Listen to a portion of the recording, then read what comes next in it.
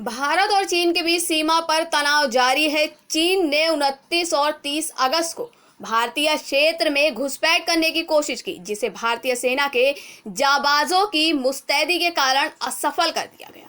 अब भारत में मौजूद चीनी दूतावास ने इस घुसपैठ को दोष भारतीय जवानों पर मढ़ने की कोशिश की है। वहीं दूसरी तरफ राष्ट्रीय सुरक्षा सलाहकार अजीत डोभाल ने भारत चीन सीमा की स्थिति का जायजा लिया। भारत में मौजूद चीनी दूतावास ने बयान जारी कर कहा, भारतीय सैनिकों ने पेंगोंग त्सो के दक्षिणी तट पर एक बार फिर से वास्तविक नियंत्रण रेखा को अवैध रूप से पार करने की कोशिश की। चीन ने सीमावर्ती सैनिकों को नियंत्रित और सीमित करने का आग्रह किया। वहीं दूसरी तरफ एनएसए अजीत डोभाल ने शीर्ष अधिकारियों के साथ भारत चीन सीमा पर स्थिति की समीक्षा की। आपको बता दें कि रक्षा मंत्री द्वारा आज एक और उच्च स्तरीय बैठक बुलाने की संभावना है। यह जानकारी सूत्रों द्वारा दी गई है। वहीं भारतीय सेना और चीनी सेना चुशुल मोल्डो में ब्रिगेड कमांडर स्तर की वार्ता कर रहे हैं। इस वार्ता में सीमा विवाद को घटाने पर चर्चा की जा रही है। भारतीय सेना के सूत्रों ने इसकी जानकारी दी है। इससे पहले चीनी विदेश मंत्री वांग यी ने भारत चीन सीमा पर जारी विवाद को लेकर अपनी प्रतिक्रिया दी। वांग यी ने कहा है कि भारत और चीन को अपने मतभेदों को काबू में करने की जरूरत है और उन्हें संघर्ष में बदलना ठीक नहीं है।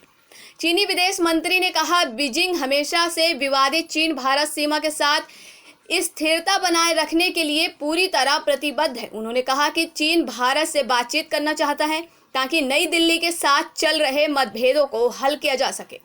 वहीं सीमा पार जारी तनाव के लिए वांग ने भारत को जिम्मेदार ठहराया। वहीं भारत ने हाल ही में फ्रांस से लाए उन्नत जंगी विमान राफेल की तैनाती की है। इसे देखते हुए चीन ने भी सीमा पर लड़ाकू विमान तैनात कर दिए हैं। सरकार के सूत्रों के मुताबिक भारत और चीन की सेनाओं के बीच फिर हुई उकसावे की कार्रवाई से पहले चीन ने लद्दाख इलाके में जंगी विमान तैनात किए थे।